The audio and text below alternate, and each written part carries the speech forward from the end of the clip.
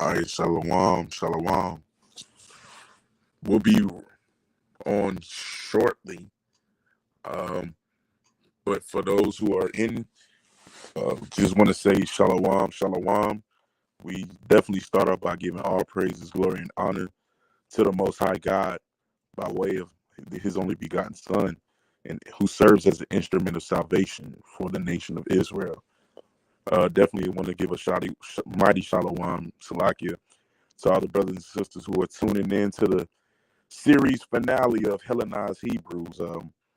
Brother started off with a factual Friday, going into a little bit just about testimonials and talking a little bit about Greek life, the lives of the HPHC, and going into the history a little bit, and did another lesson on it on Sabbath on Saturday. So if you didn't get a chance to check out the first two, they are uploaded to the YouTube channel.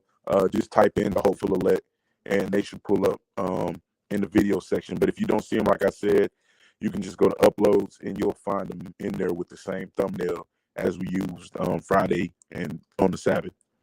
But shalom to you, brothers and sisters who are mighty shalom.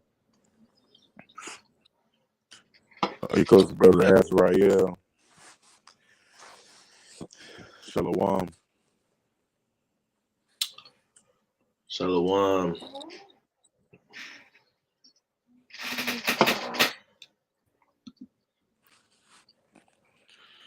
How y'all brothers doing? Khan, we doing good through the spirit. Khan. Shalom. You know, Shalom. You coach or something? Yes, your brother got Nike on for all those overrighteous brews out there. I'm wicked. But hey, I want to say this. Azariah, Hananiah, and Mishael, and Daniel all got Babylonian garments.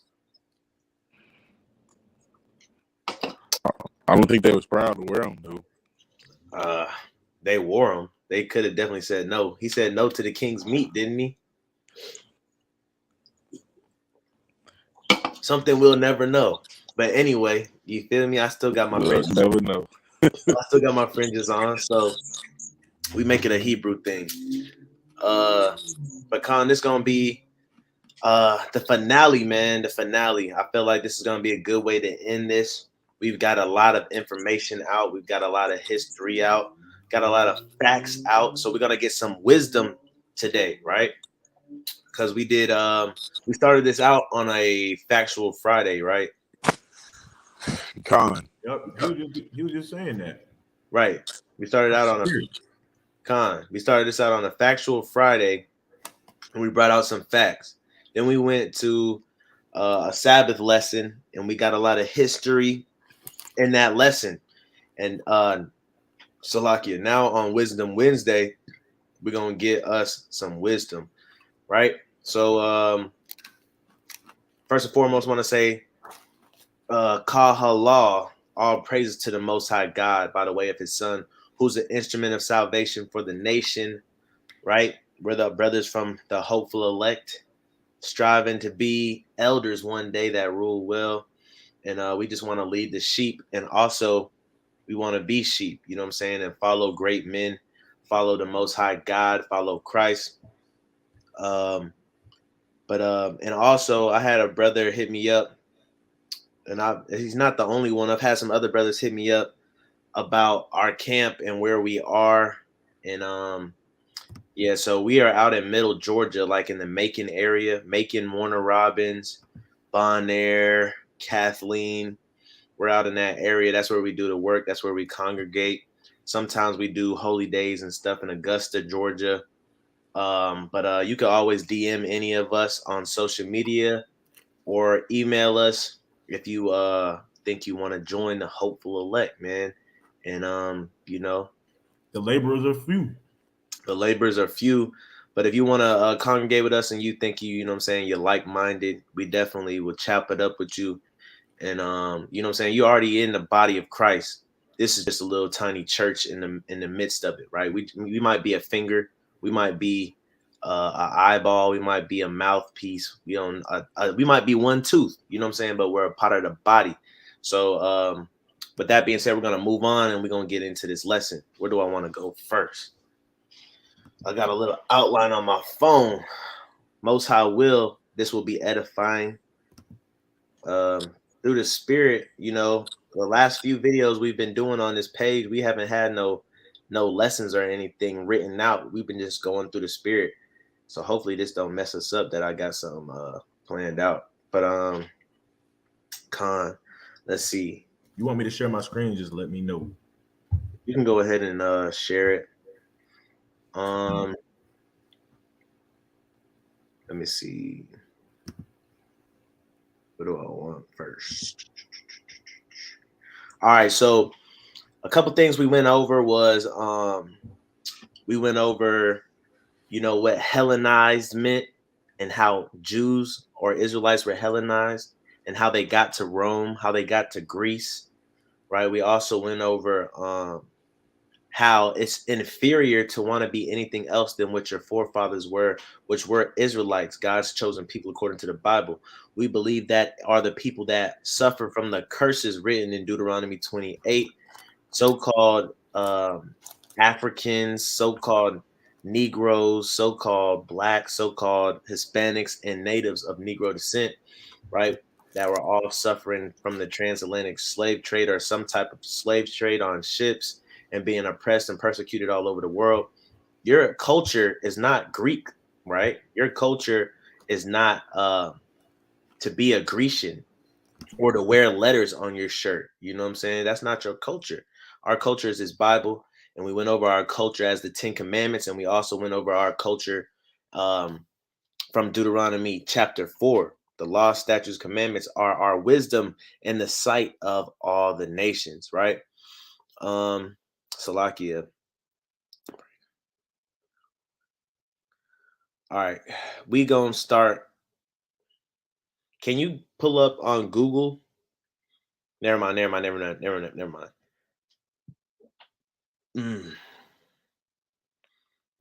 mind. Go back to the Bible. Salakia.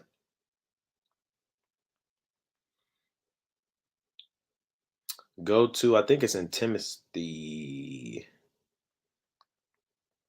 Or might be in Titus. What you looking for? I'm finna get it. 1 Timothy 5:17. Let's get 1 Timothy 5:17.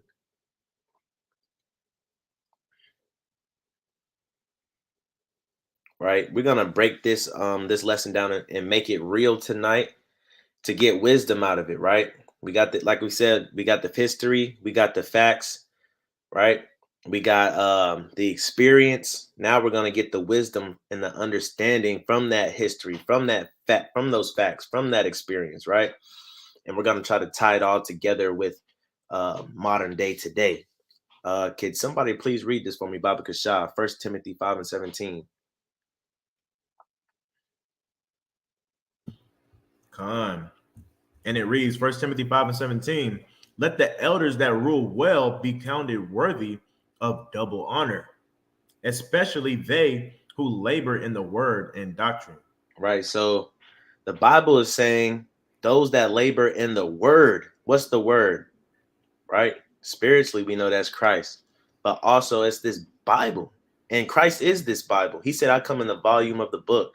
So he says, let those elders that rule well be worthy of double honor. So you don't get honor from being a Greek life. You don't get honor from starting a legacy. You don't get honor from being a Freemason. You don't get honor for celebrating the 4th of July, right? In America. What do you get honor from? You get honor in your old age when you labor in this word, right? And doctrine. You keep the faith, you keep the principles, you keep the things that were written aforetime for your learning, right? But nowadays, we have elders that, you know, start wicked legacies and they don't want to come out, right? We have elders that turn a blind eye to evil. The Bible tells us to appear to Salakia, to abstain from all appearances of evil. So a lot of people get that thought like it's not what it looks like. if you have to say it's not what it looks like, guess what? You're kind of in sin already, right? The Bible says a man shall be known by his countenance, I believe it says, right? So we got to abstain from all appearances of evil, right? And our elders have to set a righteous example, like it says here, 1 Timothy 5:17. So let's go to, so let's go to Google. Let's go to Google now, right? Type in hazing, right? Can you read that for me? And it says hazing is an action taken or situation created, whether on or off campus, to produce mental or physical discomfort, embarrassment, harassment, or ridicule. Right. Oh, there's so many definitions that within a definition: discomfort, embarrassment, harassment, or ridicule, right? Created, right? Mental or physical. So this stuff could be a mental discomfort, a mental embarrassment, right? Whether you're embarrassed for yourself, whether you're discomforted in your head, like it's an uncomfortable situation to talk in, mental harassment or mental ridicule, but also physical. We want to pay attention to the physical, right? I want to see if we can get some stats through the spirit. I don't know what to type, but here, let's try this. Type in fraternity violence.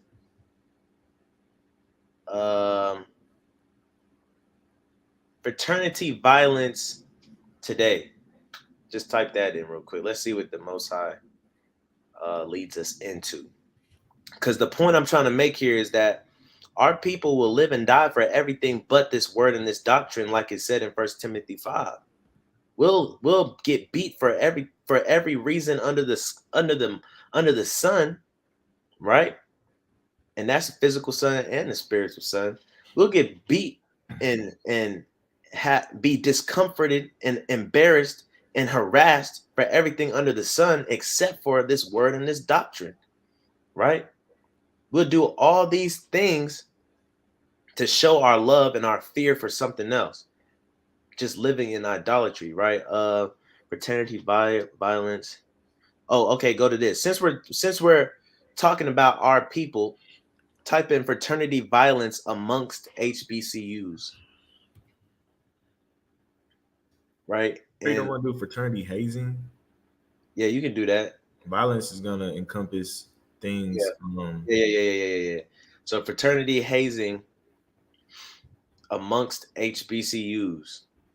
Because we know we're talking about Divine Nines, and we know who is majority in Divine Nines is who? So-called blacks, so-called African Americans.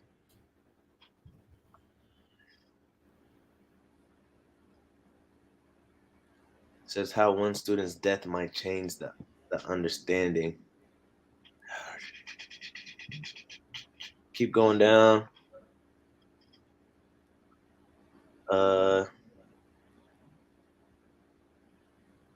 Go to that first one. Yeah, watch the yard. Yeah, watch the yard. If you know anything about HBCUs, you know about watch the yard. Let's see what watch the yard has to say about hazing, and then we'll move on. Probably gonna water it down, to be honest. What does this say?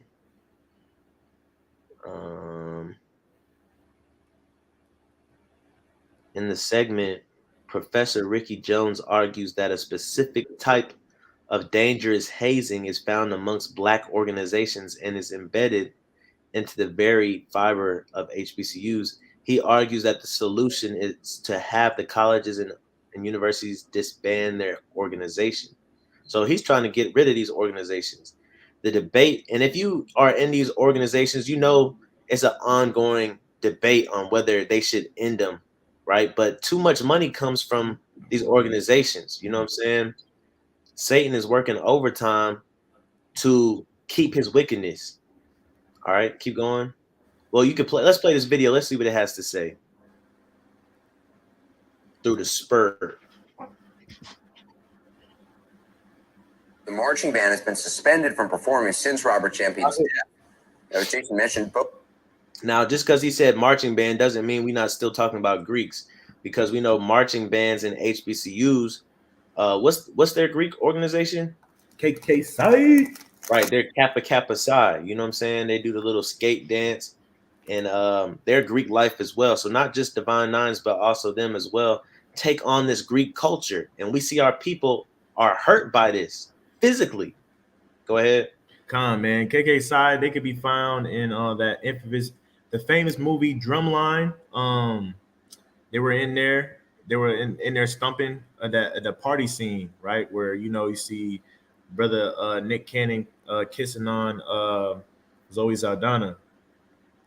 And also, if you know that the dance that goes to A Baby, A Baby, that sliding dance is also it's very prevalent in the fraternity of KKPSI as well, as that dance comes from I want to say HBCU bands, in the drum majors and whatnot. So yeah, I believe those brothers were drum majors, if I'm not mistaken. I could be wrong, but they look like drum majors. I'm pretty sure that's where the dance derived from.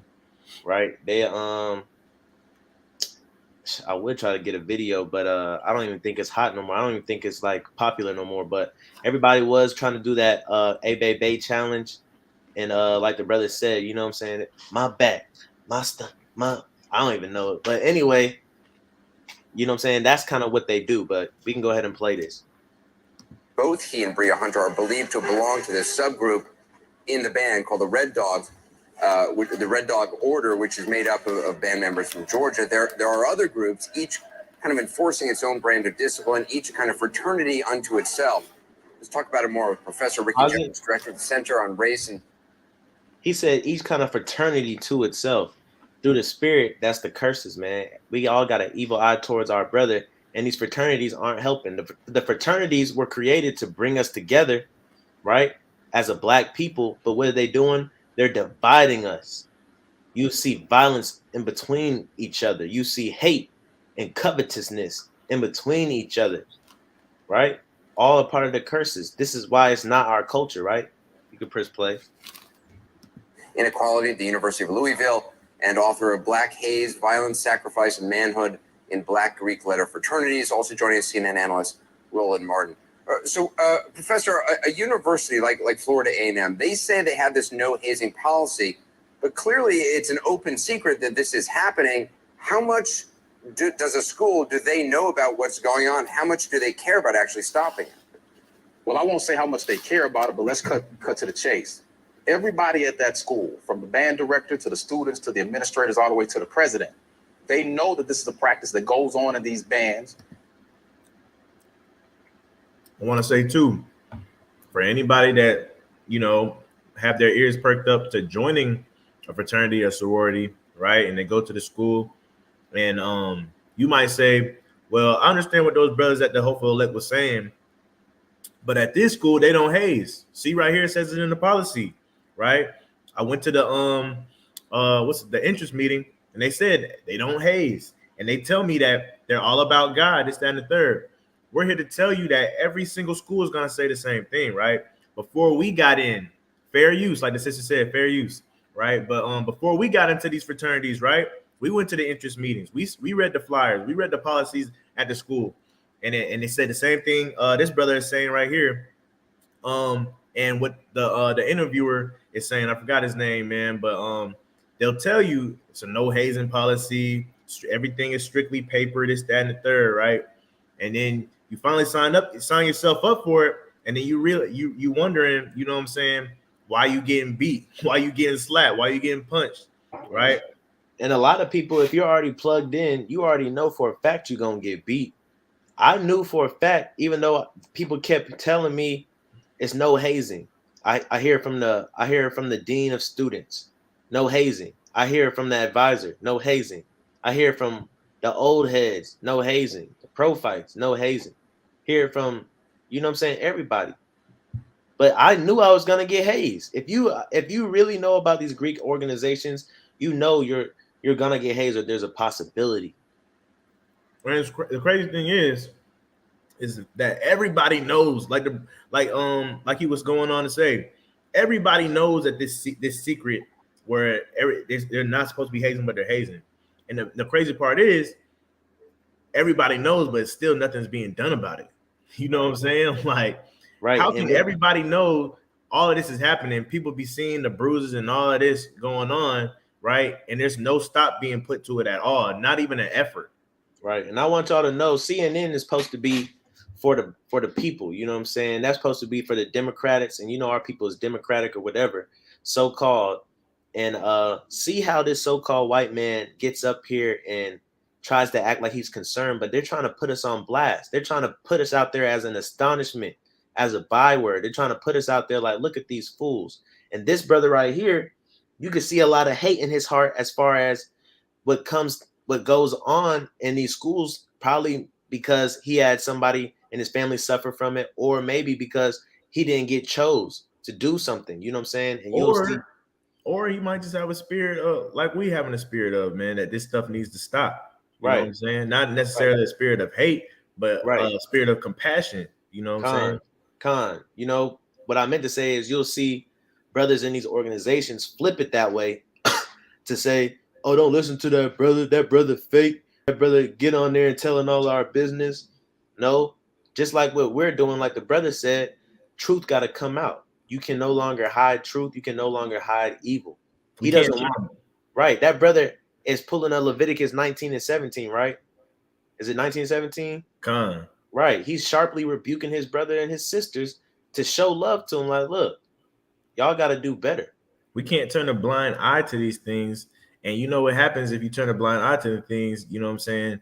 The blood is on your hand, especially if you're in a position like the brother is right now, and in a position to put an effort in to stop this stuff. He has to do it. This is part of his duty. If somebody dies, that blood's on his hands because he didn't say nothing, because he didn't go before nobody, right? At least he says, hey, when you rebuke somebody, hey, you can wash your hands now. Now you done told them, right? Now you done put the effort out there. If they still do it, the blood's on their own hands and the blood is off your hands now. You know what I'm saying? So I commend the brother for doing this, because if you go to HBCU, you know for a fact what the brother is doing is pretty much suicide when it goes to reputation wise. You know what I'm saying?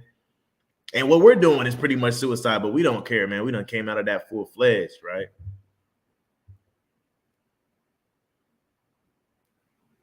You can play it. It also goes on in Black Greek letter organizations, which the bands are mimicking. They're very clear on that. When they say they don't know about it, they're either lying or they should be fired for negligence. This is going on throughout the South, the HBCUs. I'm gonna let this play. I just want to make one more point. This confusion, it rolls off the tongue right now because it's normal, but Black Greek letter organizations shouldn't be a thing. That's confusion. We shouldn't be in Greek letters, right? We shouldn't be in Greek letter organizations. We should be Israelites. We should be the children of God, right? And God told us in Hosea, and he told us in the New Testament, hey, these will be my people, which were not called my people. In the place where they were not called my people, we were called black, right? We were called alphas. We was called kappas, deltas, omegas. We was called all these things niggas, right? Negro. You know what I'm saying? Guess what? It's prophecy. We're calling ourselves the children of Israel now. So I know this probably is an old video too, but we'll let it play out. Going on at predominantly white universities where they're Black Greek letter organizations. Clearly the policies do not work, and you're having people injured around the country, and you're having people killed. And so with the band, with other organizations. Dang, I'm sorry, but go ahead, play it. I'm gonna be a man of my word. Organizations are really saying to these schools and these administrators is, this is the way we do things. This is the way we've always done things. And this is the way we're going to continue to do things. And so as an administrator or even an elected official in a state that's concerned about this, the question is, what are you going to do with these organizations once you take that into account? So, Roland, what can be done? I mean, is this something that's just existed through the years at these schools and is always going to exist? Well, first of all, and I you know what I'm saying, I can stop it because I ain't made no decree, but I just want to make a point, man. You see the title on here, hazing in Black colleges, right? They always want to make the so-called Blacks, Hispanics, and Native Americans the subject of astonishment, the subject of the wagging of the finger and the shaking of the head, right? You know what I'm saying? Even though there's plenty of hazing that goes on against in white fraternities, right? And this could have been just called hazing in colleges, right? And white sororities too. Girls be getting at it. And what so-called white girls be getting at it too. So it could have plainly been written as hazing in colleges, right? But they make a point to target our people, right? This is why you don't see Arab on Arab crime on the news, right? But you see black on black crime all throughout the news all the time, right? And they're kind of shooting themselves in the foot, because what they're doing is they're cursing us. But with these things, we can go and see how we line up with these curses. You know what I'm saying? And it's plain, right? And since the brother stopped the video, the brother's talking about, hey, it's going even as far as the killings. And what he's saying is true. The administration, they pledge these organizations. The administration is in these things. Much like people find out like Harriet Tubman was an Eastern Star, or Martin Luther King was an Alpha. A lot of these people that they allow to influence our people are in these organizations, right? And they influence our people to do stuff, right? That's allowed by this government. So what I'm saying is he's making it seem like we didn't learn this from their people. We learned this behavior from their people, right? Talking about what is there to do? What can y'all do to make this better, right? How about y'all tell us who we are according to the Bible so we can get our culture back, so we're not doing this? That's the only way it's going to stop. You know what I'm saying? And so I know a lot of y'all that's probably going to watch this video got this video from a brother or a sister that wanted to share it with y'all. So guess what? Let's go to Deuteronomy 28:54 real quick. Okay. We can also get astonishment and byword. Or just get 46. Get 46, a sign and a wonder. Deuteronomy 28:46, and then 54. Because, you know, like the brother said, he said, it's either you know what's going on, it's either you get with it or you get lost. And that's how the men were in Israel, right? First Maccabees chapter 1 and verse 11 says, and there were wicked men out of Israel that made covenants with the heathen, saying, since we departed from them, we've had much sorrow.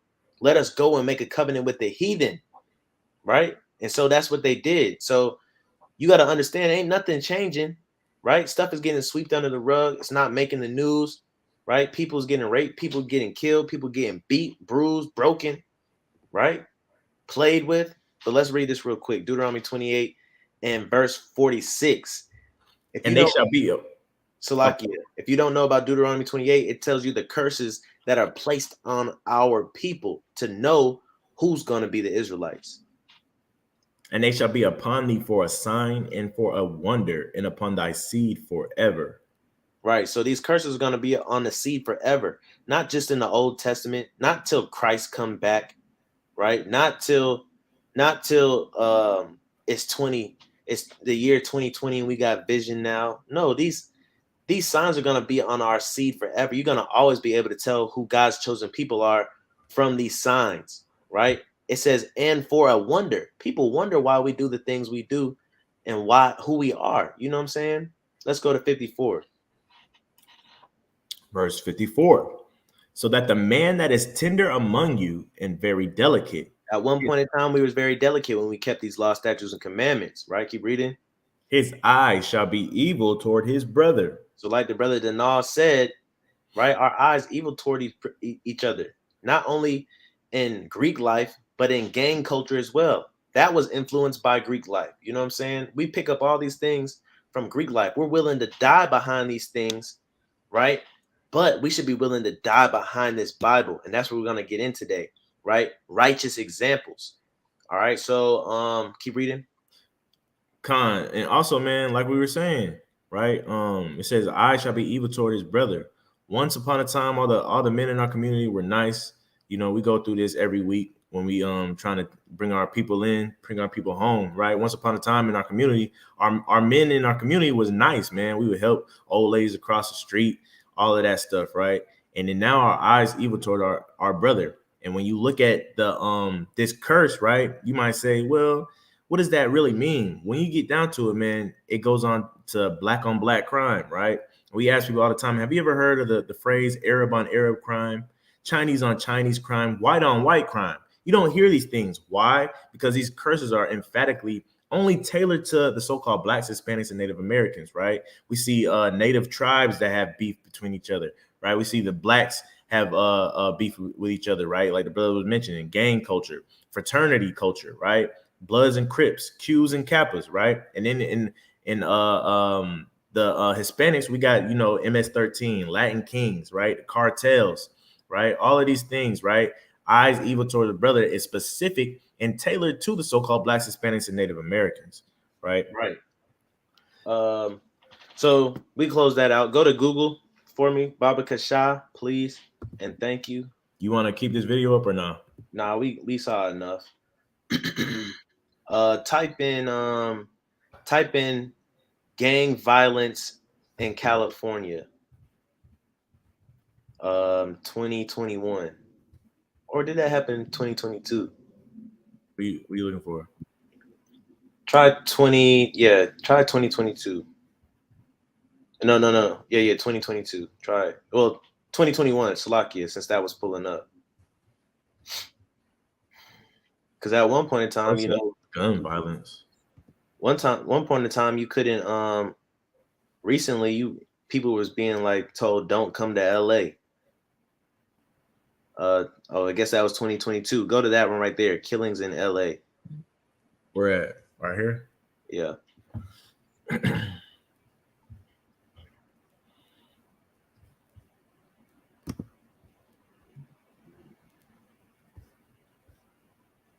Right. Just read those first two, or read that one, and read the first two. People are killed in Los Angeles so far this year at a slightly faster pace than 2021. Right.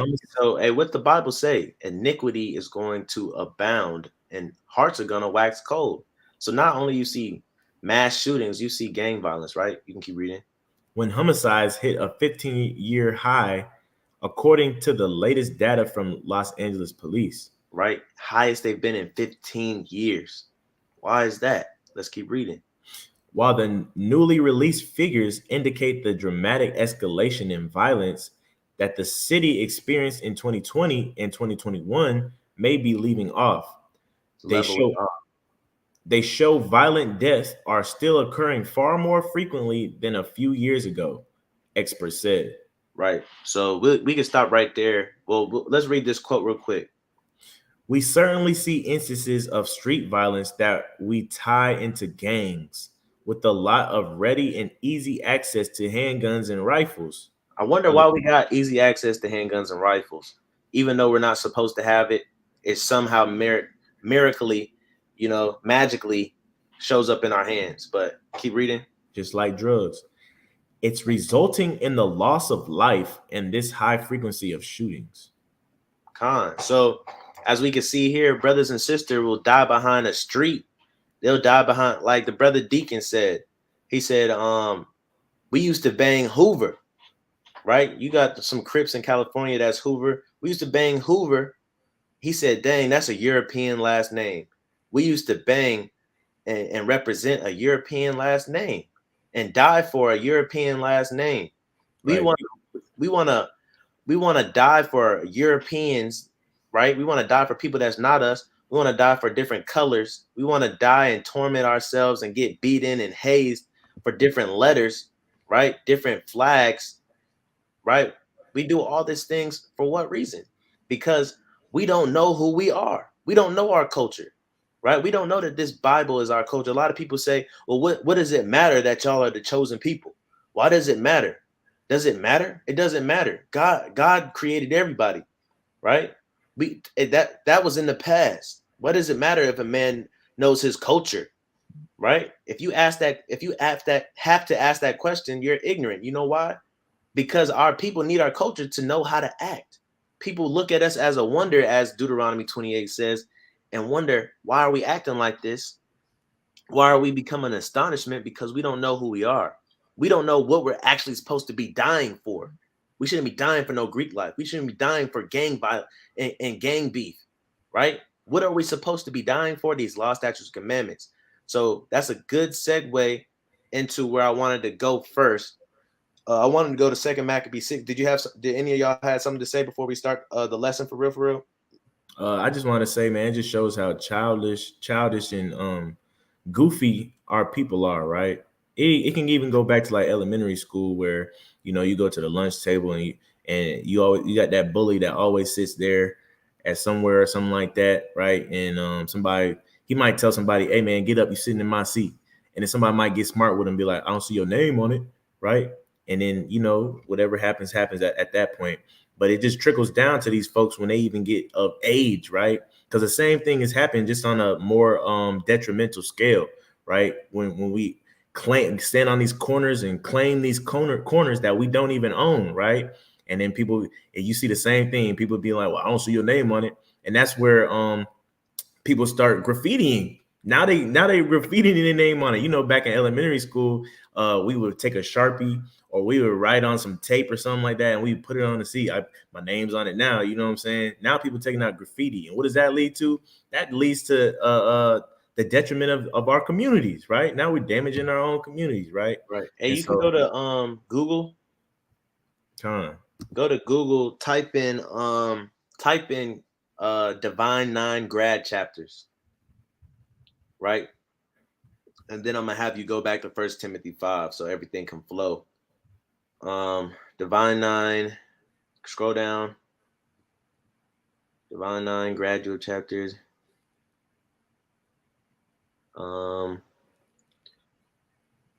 Interactions they break. As with undergrad chapters, each grad chapter has its own style, culture, personality. Let's see. Well, I don't see joining a Black Greek graduate chapter, so it looks like you may not join the Divine Nine. Founded. All right, so check this out. If you don't know what a grad chapter is, pretty much if you missed your opportunity to become Greek life in college, you can do it as an older adult, right? So I'm showing you this before we go to a testimony in the Bible of how our older folks are supposed to act, because we have older folks that still want to be childish, right? In the 2 videos past, brothers brought up examples of how people will be in their 50s, in their 60s, still going to these reunions, still going to homecomings, preying on, younger people. You know what I'm saying? They'll still do these things. Why? Because they're the lust of the eye, the lust of the flesh, the pride of life, and because they're blinded and they don't know they're supposed to be an elder, right? That's in this word and in this doctrine. Let's go to 1 Timothy 5 and 17. Right? We'd rather have, OGs or a big homie. You know what I'm saying? We'd rather have a pro fight because we love gang culture, we love Greek culture, we love every culture that's not us. You know what I'm saying? But this is how our older people are supposed to act. Can you read this again for me, Baba Kasha? Khan is 1 Timothy 5 and 17. Let the elders that rule well be counted worthy of double honor, especially they who labor in the word and doctrine. Right. So our elders are supposed to be in this word day in, day out. They're supposed to be in this doctrine, right? Teaching us how to be like them, setting good examples, right? The book of Romans chapter 15 and 4 says everything written aforetime was written for our learning. So let's see an example. A perfect man would be Eleazar, the elder, the mighty elder. Let's go to 2 Maccabees chapter 6.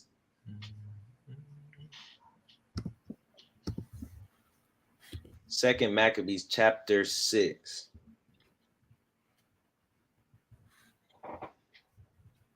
You could just bring up the whole chapter, Baba Kasha.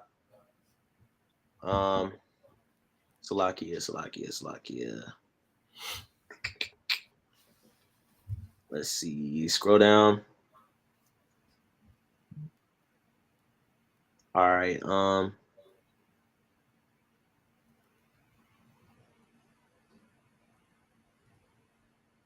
Start at verse 5 real quick. Dang, I didn't mean to click on it. But verse 5. Khan. The altar also was filled with profane things which the law forbiddeth.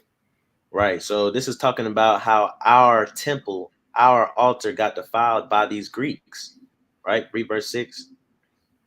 Neither was it lawful for a man to keep the Sabbath days or ancient feasts, or to Fast. profess himself at all to be a Jew. Right. So guess what? They don't want us to be us. They don't want us to have our culture. They took those things away from us, and us, like dummies, right? What do? We cleave to them, because we're scared of all the sorrows that come upon us because they won't let us be ourselves.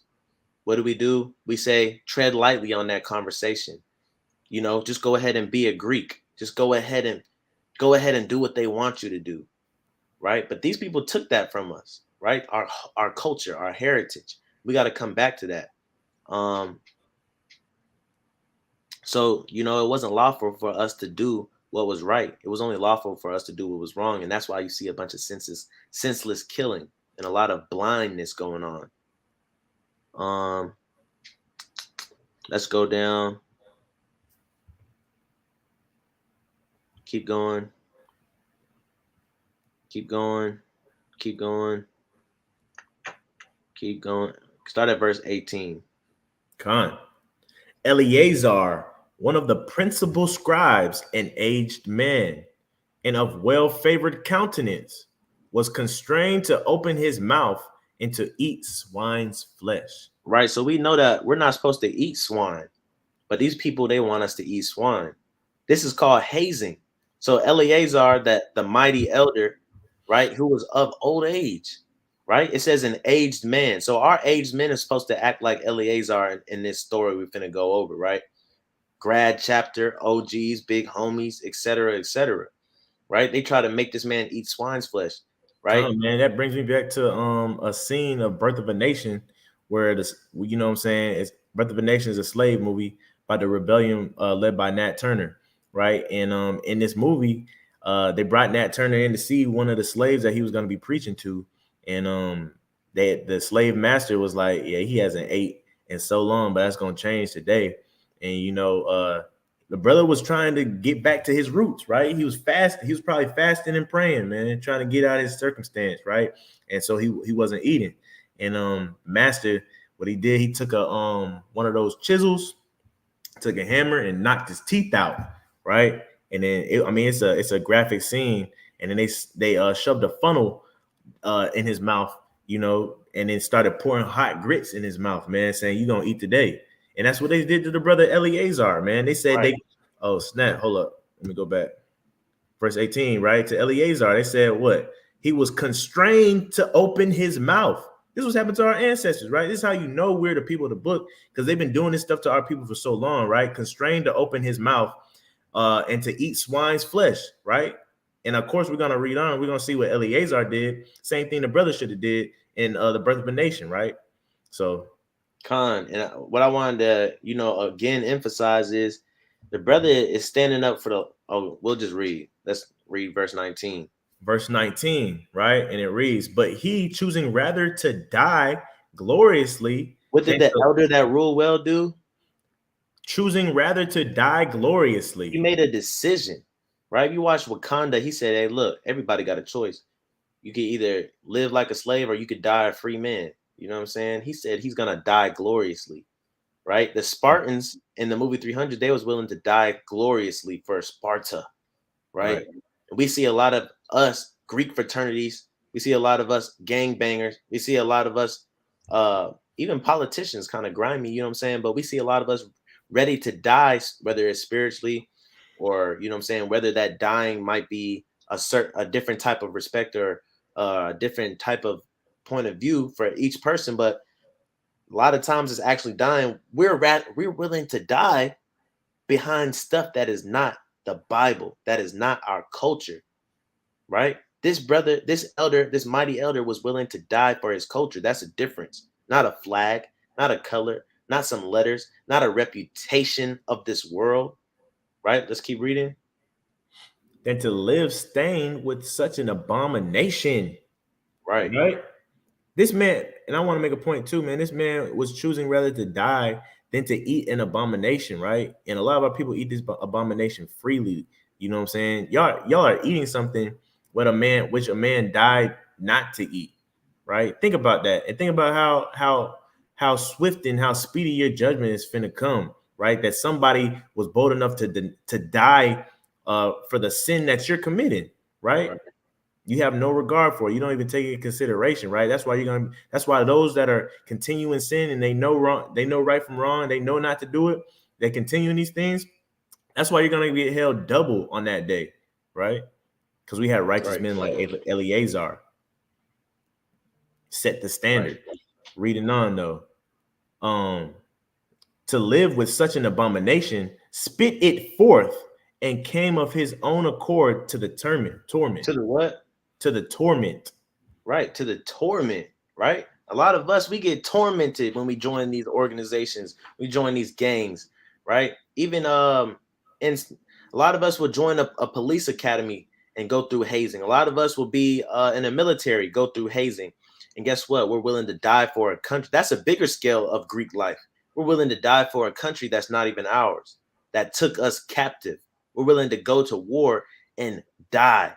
We'd rather choose to die gloriously for America. We'd rather choose to die gloriously for the Crips or the Bloods. We'd rather choose to die gloriously for Omega Psi Phi and her cause, right? Or Alpha Kappa Alpha, right? Or, you know, any of the various Greek life.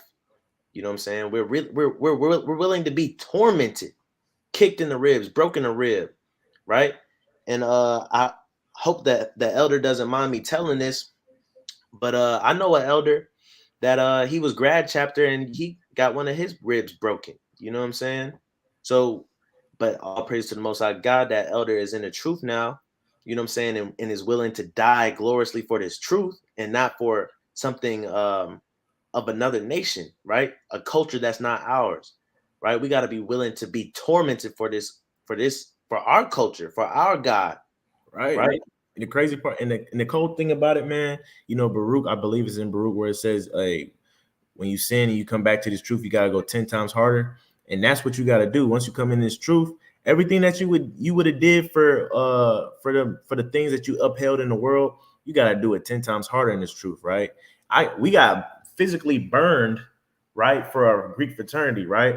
So you know how much making up we got to do for the Most High. You know what I'm saying? Like we physically got touched with fire. We physically got beat. You know what I'm saying? So it's like this truth and going out and laboring every week, man, on the highways and byways, especially in the hood. Hey, look, man, we ain't got no choice but to put our life in danger for this, for the truth, for the Most High. I know for a fact, me personally, like the brother said, we've been burned. We've been tormented too in Greek life. You know what I'm saying? I remember coming home and being proud of my bruises, being proud of my scrapes and my scratches, right? Getting punched in the gut, falling to my knees multiple times, getting kicked, getting beat with hammers and bottles, glass bottles, and all different types of stuff, right? I was proud for that. That was wickedness. Hey, the elder here of old age, it said, was willing to die gloriously, and he took torment, right? For the truth, for his culture, for the laws of God, because it tells us in Leviticus 11:7 not to eat abominations, and one of those abominations is swine. So he's sticking up for our culture, not for, you know what I'm saying, the things of this world, things that don't matter, right? And what they did was they blinded us and they gave us cultures. They beat us into cultures for us to grab, for us to take hold of, and now we have swapped our culture for theirs, and we're willing to die for the wrong thing. We're the same people. We're willing to die, right? But we're willing to die for the wrong things. But once we realize who we are and we're willing to die for the Most High God, that's when they're gonna get scared.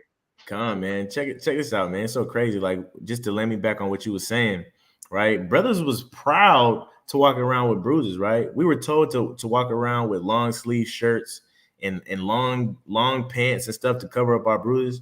Brother, no. Everybody that went through the various pains and torments, harassments, and embarrassments and all of that, right?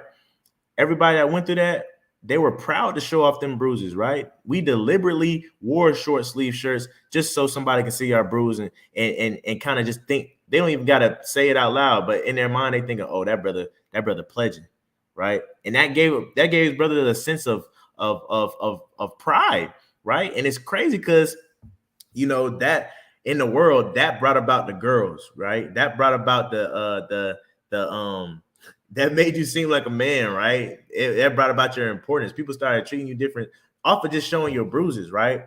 And it's like you labor, that's your labor for that, right? But you come into this truth, man, and it's not reciprocated, right? You do videos, right? You go out there on the highways and byways and you teach, right? But it's not attractive to those people in the world, right? You know what I'm saying? You almost get the opposite effect, right? When you get persecuted for this truth, people start looking down on you. You know what I'm saying? Like, for instance, like the brother of WFI, he was preaching the word and he got locked up, right? Now, if he was in a fraternity or a gang, he would be getting praised, right? For getting locked up for his cause, right? If he was a Q dog and he stood his ground at the frat house and got locked up, all the Qs would be supporting him, right? But when his brother got locked up for preaching the word of God, even his own brothers I know people, brothers and sisters in the truth was against this man, right? So what I'm trying to say is when you come into this truth, you really got to prepare yourself for temptation because this is not like the world, man. And you got to be a real man, a real woman to come and do this work, right? It's not for the weak. That's why the last video we read, you know what I'm saying? We read, I forgot where it's at, but it literally said, hey, look, if any man be faint-hearted or scared, let him stay at home, right? You might as well stay in the world. You might as well stay like Nicodemus, bro, and come through by nighttime. Because when you come into this truth and you pick up that plow, hey man, this is the hardest work you ever would have to do, bro. Because your soul has to be prepared. Right, and you got to be prudent too. A prudent man looks well to his goings. That's the definition in the Bible, right? So if you're being prudent, that means you look in the future of what can happen, right? Us going through those experiences, we have to tell ourselves the Most High God might call me to suffer for this truth in that same way. Didn't he do that to Paul? When Paul, he said, why thou persecutest me, Paul? And in a nutshell, he said, because you persecuted me, I'm gonna persecute you until you die for that cause. You know what I'm saying? Because guess what? You reap what you sow, right? Paul took it gladly. And Paul took it gladly. So we have to be able to look to the future and say, you know what? I remember when I was wicked in the world and I did this. I got to be willing to do this for the Most High God, right? So we was in a group chat earlier today, and a sister said, y'all be careful out there. They're starting to turn this gun violence into towards hate speech, right? Meaning what? If they're willing to get rid of gun violence, they're willing to get rid of freedom of speech as well. So what are we gonna do because you know America or Babylon the Great, we're one of the few countries left that has freedom of speech. We can go and say whatever we want to say, but what they gonna do? What you gonna do when they say you can't say what you want to say no more? All these Twitter opinions gonna cease. All these Instagram lives gonna cease. All these motivational speakers and life coaches has got to cease. You know what's gonna happen? You're gonna see a lot of brothers in this truth wither away because a lot of brothers go on these highways and byways and get on this internet and teach. Why? Because of comfortability. But when it's time to shut down, man, I was in my car thinking about what if they get rid of freedom of speech. Me and the brothers still got to go out. We told the Most High God we're going to keep doing this every Shabbat, every Sabbath day. And guess what? If they do that, we got to be willing to be cast into prison. We got to be willing to get punched in the gut by police officers. We got to be willing to be tormented just like we was tormented for these senseless, useless organizations in the world, whatever it was. You know what I'm saying? So like the brother said, we got to be prudent, right? We got to be willing to suffer for the Most High God. We gotta be willing to suffer, right? And what the brother's saying is spot on. But also, man, as the prophets, you know what I'm saying, the modern day prophets, we gotta understand, hey, look, we can't fight prophecy either. And so that's also urging a lot of y'all to get right, because what the brother was saying could very much happen, right? They already took away abortions, right? And they're slowly taking away rights. So when they start to take away that freedom of speech, yeah, we go out there, we might get cats into prison, you know what I'm saying, for this, that, and the third. But it's gonna come a time where, you know, us and other brothers in this truth are gonna throw our hands up, you know what I'm saying? Because, hey, no, you know, there's the fishing season, and there's a hunting season, right? When fishing season's up, just like in the world, right? If a hunting season is up, is deer hunting season is up, right? And you caught hunting deer, you caught fishing after the season is up, bro. It's a wrap, right? You can pull up another tab and go to Revelation 2 and 10 just to back up what you're saying. And so what I'm saying is, hey, look, when that famine of the word hit, hey, we got to be obedient to the, as prophets, we got to be obedient to the prophecies. You know what I'm saying? We can't fight against the prophecies, and we'll know when that time is here, right? And either you got it or you don't, right? Wisdom and knowledge should be the stability of thy times. This is the book of Revelation. What do you want? 2 and 10. Chapter 2 and verse 10. Right. Fear none. Click on it. Revelation 2 and 10. Fear none of those things which thou shalt suffer. You can't fear it. That's what being prudent means. When you're prudent, you're already thinking about it. So when it does happen, you're prepared for it, right? Practice make perfect. Practice in your mind being suffering for these things, right? Suffering by God. Come on, man. You know what I'm saying? I was just thinking when you were bringing it out, hey, look, we sat there and we took on cheerfully, you know what I'm saying, getting brand. We was pressed up against the wall, and we watched the brother put that iron in fire and walk towards our bodies with it, and we didn't move at all, right? We didn't flinch. We ain't try to run away. We ain't say no. You know what I'm saying? So when these things come upon us for the truth, we got to put our minds back on that day. Like, hey, look, hey, eat this pork.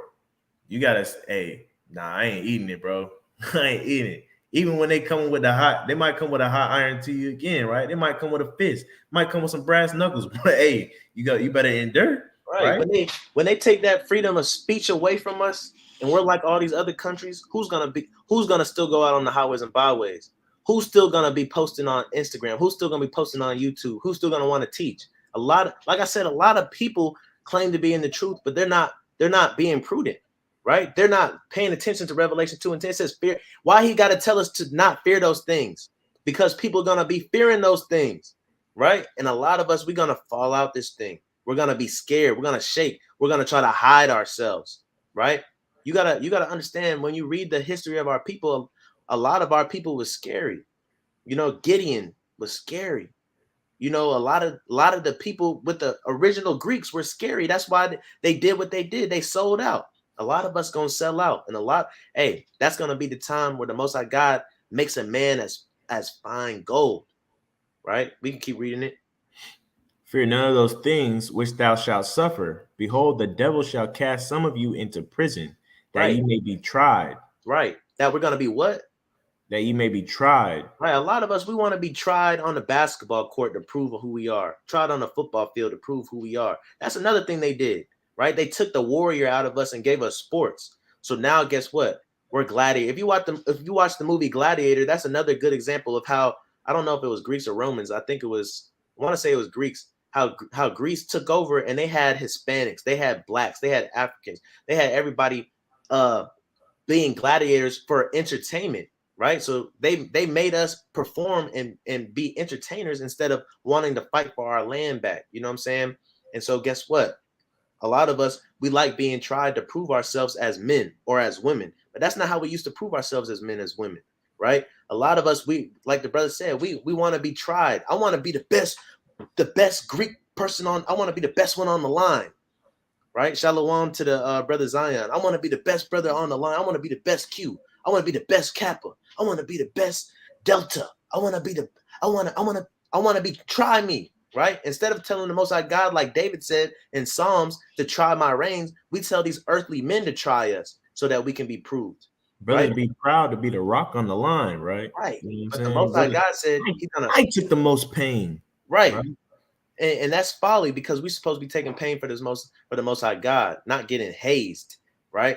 It says the devil shall cast you into some of you into prisons, right? Why does it say some of you? Because it's going to be some people to fold, and they're not going to be cast into prison because they're going to get down with the beast system. They're going to get down with Satan, right? They're going to get down with the devil. Who's the devil? The devil is the deceiver, right? And we know that the deceiver is working through a certain nation of people. Whether people want to agree or not, we know who's going to be casting the children of God into prisons, right? You can read, I guess, from Ann. And ye shall have tribulation 10 days. Be thou faithful unto death, and I will give thee a crown of life. He's going to what? I will give thee a crown of life. He's going to give us a crown of life, not no Greek shirt, not no letters, not no paraphernalia on your probate, not no flag, not no respect, not no handshake, not a paddle, not a paddle, not a animal call, right? He's going to give you a crown of life. A dog collar. Right. He's going to give you a crown of life, not an elephant, not a frog. He's going to give you a crown of life. Right? So let's go back to 2 Maccabees. Cain. Right? So when we go to 2 Maccabees, we're talking about a grad chapter here, because this brother right here, or the elder right here, Salakia, forgive me, he is of old age, an aged man, right? So let's pick up at verse 21. Verse 21.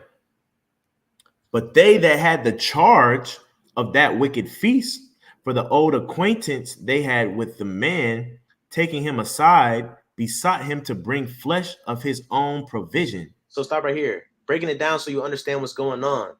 The man spit in their face. He was willing to get tormented. He was willing to die, right? But he was, like it said earlier, he was of good reputation, not only of his people, but of these Greeks too. You know what I'm saying? And so they came to this man and they said, what? Hey, look, we thought about the acquaintance that we just had. That was let's start off on a good foot. You know, when you watch a movie, I feel like we got off on the wrong foot. That's what they said to this man. And they said, come here real quick. How about we give you your own flesh? When it says flesh of his own provision, it's saying, look, we'll give you what you want to eat. Right? So that's what they're doing. Hold up. That'll go with the next one. All right, I'm just going to pull it up. All right, yeah, that'll go with the next one, because we're going over grad chapter now. We're going to go over undergrad in a second. Right?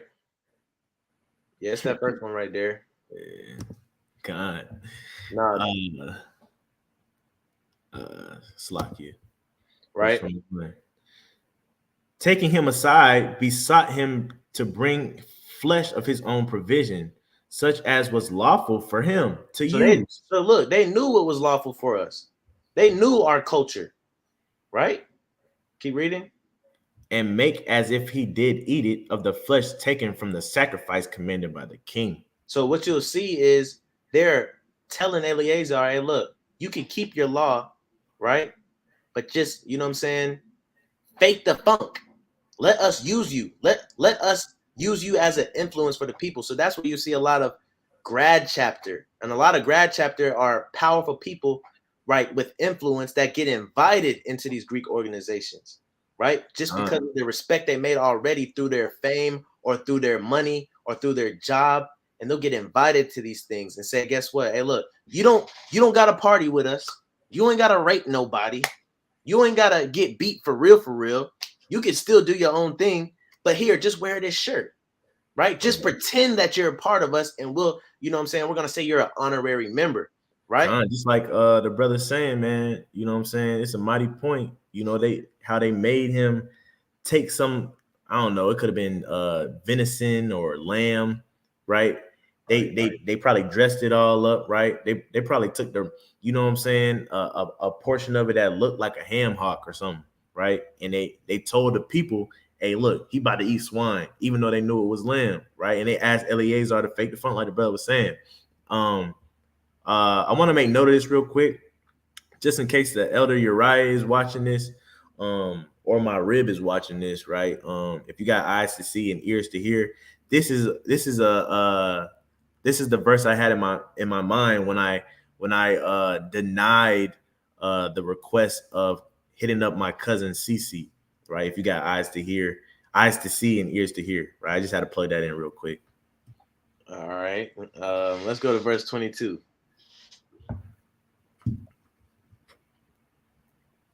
Verse 22. That in so doing, he might be delivered from death, and for the old friendship with them find favor. Right. So guess what? They was like, we don't really want you to die. We think you're a great man. Michael Jordan, we love you. Shaq, we love you. Right? We love you. Denzel, we love you. Right? You're amazing. But can you please let us use you to influence your people? Is what they're saying, right? It says for the old friendship, right?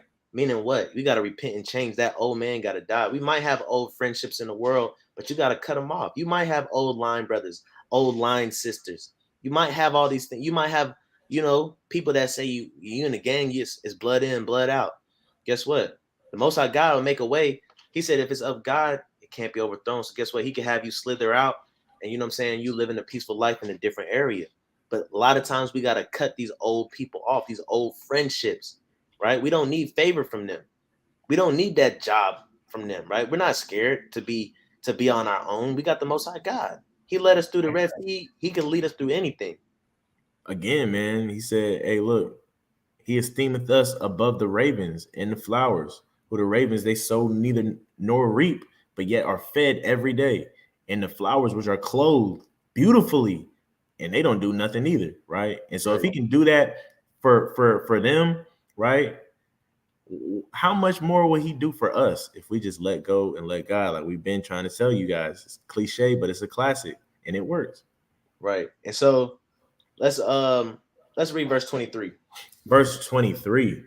But he began to consider discreetly, and as became his age, and the excellency of his ancient years, and the honor of his gray head, wherein was come in his most honest education from a child, or rather the holy law made and given by God. Therefore he answered accordingly, and willed them straightways to send him to the grave. Hey, check this out, man. That's powerful. We read in 1 Timothy 5 that the elders that rule well are worthy of double honor. Not a single honor, but double honor, right? And we already know for a fact, our people, we choose the glory of the Grecians instead of the honor of our fathers. But this elder right here ruled well. He's worthy of double honor, as mentioned in 1 Timothy 5. Why is he worthy of double honor? Because he took time to think this out. He took time and he paid attention to what was on the table for him. A lot of us, we have that opportunity where the devil's on this side and the angel's on this side, and we have that split second, and we always choose wrong. Should I really get down? Should I really make this decision? Right? We go through. Hey, what did Most High say? Set before you, I have set life, and I have set before you death. Right? And in a lot every of situation. Right. And like this elder, he said, guess what? They're set before me the law, and they're set before me a false reality, right? This false reality comes with temporary benefits. This law right here is a crown of life, like we just read in Revelation 2 and 10, right? So he took counsel among himself. Like we said earlier, you got to be prudent and take counsel of yourself, of what's to come, not only in this world, but the world that's to come next, right? Right. It's so powerful. He said, the holy law made and given by God. He was willing to die for this. Our people got to be willing to die for this again, instead of all this folly. He says, and willed them. He said, guess what? He said, take me to the grave, right? Or as the elder Uriah said in the Hebrew, take me to Sheol, take me to the grave, man. I'm willing to die for this, right? Go ahead. But like I was saying, man, it says train up a child in the way it should go, right? So when they get old, they won't depart from these things. This brother, right, faced with this easy get off, right? Hey, man, you can eat your lawful meat, and you know what I'm saying? We're just gonna tell everybody it's not lawful, bro. That's all you gotta do, right? And he contemplated in his head, he sat there and thought it through, right? A lot of us don't think things through when we're meet with tribulation, right? It says, tarry not when you come into tribulation, paraphrasing, right? Because you got to think these things through, right? Before you make subtle decisions. And his brother sat there and he thought, look, let me read some of this real quick, right? He considered discreetly, meaning he thought about it in his head, right? As became his age. Think about, look, I'm 70 something years old right now, right? I'm old, right? In the excellency of his ancient years. I've lived a long life. and the honor of his gray hair. How did I get this gray hair? Through wisdom, right? Keep reading. Whereon was come and his most honest education, right? Everything that I've been taught my whole life, everything I've held fast to my whole life from a child, or rather the holy law, right? Made and given by God. I know this law like the back of my hand, right? Everything that I've been through in my life was training me for this moment, right? Therefore, he answered accordingly, because he find the light bulb went out. Ding, you know what I'm saying? I know what I got to do. And he willed them straightly to send him to the, hey, look, I ain't got to think about it no more. Do what y'all got to do, right? Y'all might pull the trigger. Hey, pull the trigger. You know what I'm saying? And that's commendable, right? That's commendable. And he's going to get a crown of life, like we just read in Revelation. Right. He's going to get a crown of life. Right. Let's go down. Salakia. Well, let's read this real quick. Verse 24. For it becometh not our age, said he, in any wise to dissemble, whereby many young persons might think that Eleazar, being 80 years old and 10. So for everybody that doesn't know how to count through the Bible, sometimes 80, a score is 20 years. So you do 4 times 20 and you'll realize he was 60 plus 10. That means he was 70 years old, right? Keep reading. I didn't even know that. I just said that through the spirit. Through the spirit, right? Keep reading. Salakia. 4 is 80. Oh, it is? Salakia. Dang, I was wrong then. Salakia, 2468. Salakia. 80. So he was 90. This elder was 90. Right? Keep reading. We're now gone to strange religion. Right. So he thought to himself, if I do this thing, people are gonna look at me in my old age, and I got a good reputation, and they're gonna think, what strange religion is this brother in? Muslim, right? Islam. Right? And that's why we see a lot of young boxers become, like the brother just said, the Nation of Islam, because of Muhammad Ali, what they saw him do. That's why we see a lot of brothers see these icons like Martin Luther King. I want to be an alpha now.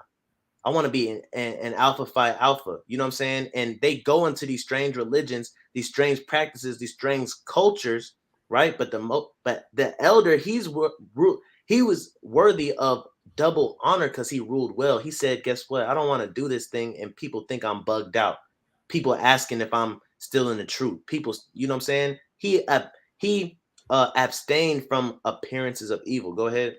Come on, man. That's what we were saying. Like, it says that people were going to think that he was belonging to a strange religion. And why is it strange? Because any religion that's telling you, hey, look, don't do this, right? And then it allows you to go ahead and do it later on is a strange religion. Like, it's inconsistent and there's no standard. And I brought up the Nation of Islam or Muslims because if you read the Quran, it'll let you know, hey, look, pork is forbidden, right? Unless it's the only thing left. Right? Unless your life depends on it, then you can eat it. That's why it's a strange religion. Not only is it strange, it's flat out weak, right? It's weak. If you don't stand for something, you'll fall for anything, right? You know what I'm saying? And so, and we as Israelites, we know that this is a pure religion, baby. You know what I'm saying? And we can't go out like that. And we're not like these other religions where that you can, you know, the doctrine goes back and forth freely, right? We got a standard and we got to stick to it. Right. And for a lot of us Israelites too, that believe that the law is done away with. You're in the truth and you believe the law is done away with.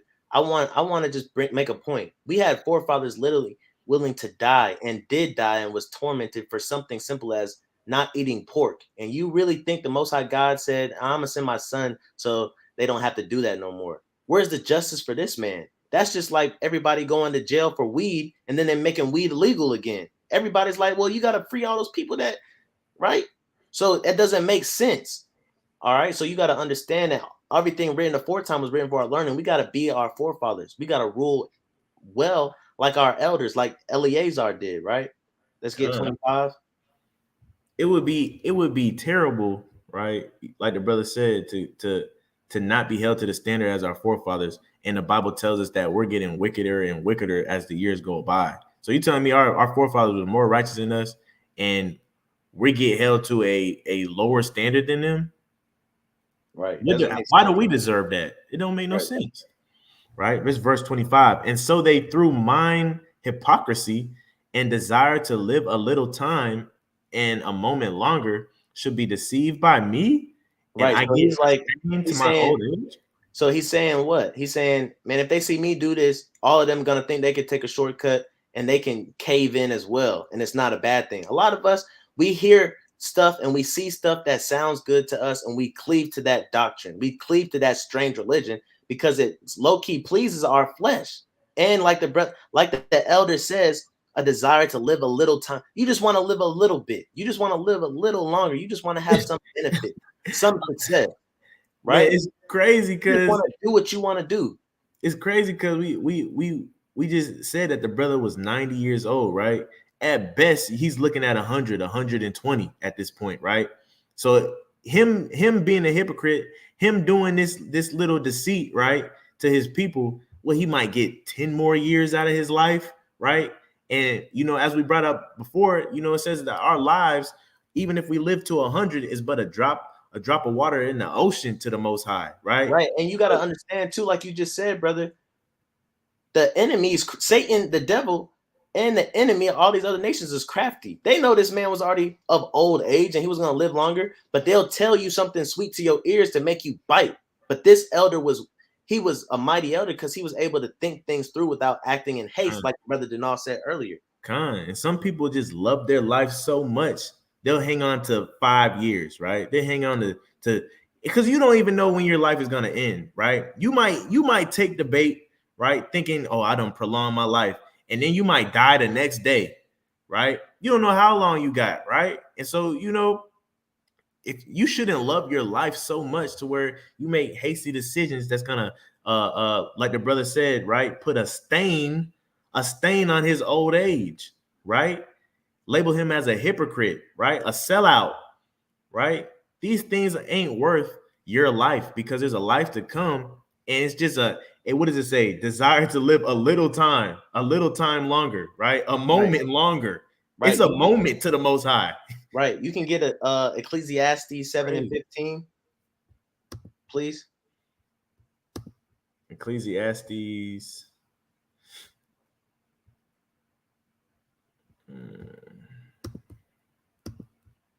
Seven.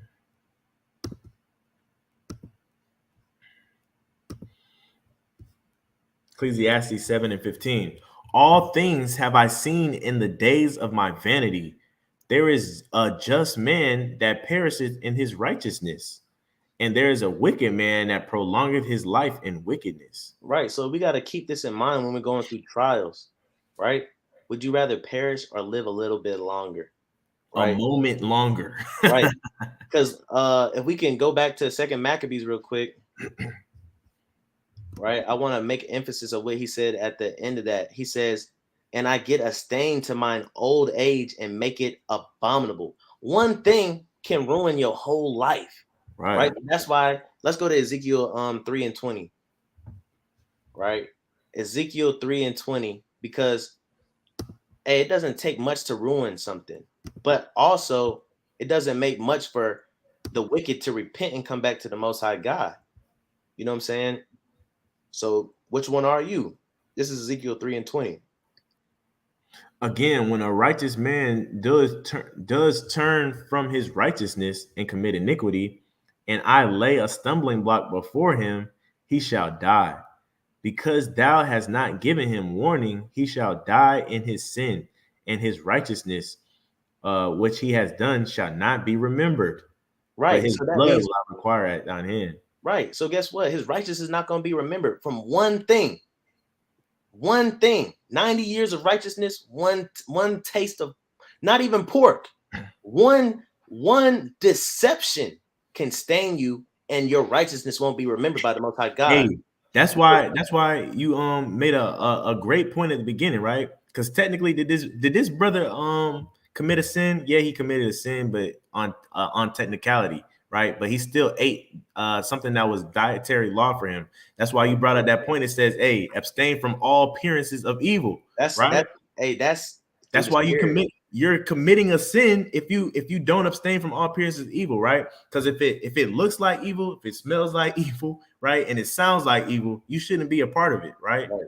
Just He like the can't- brother said, because he it'll put a can't- stain on your reputation just being associated with it. Right, exactly.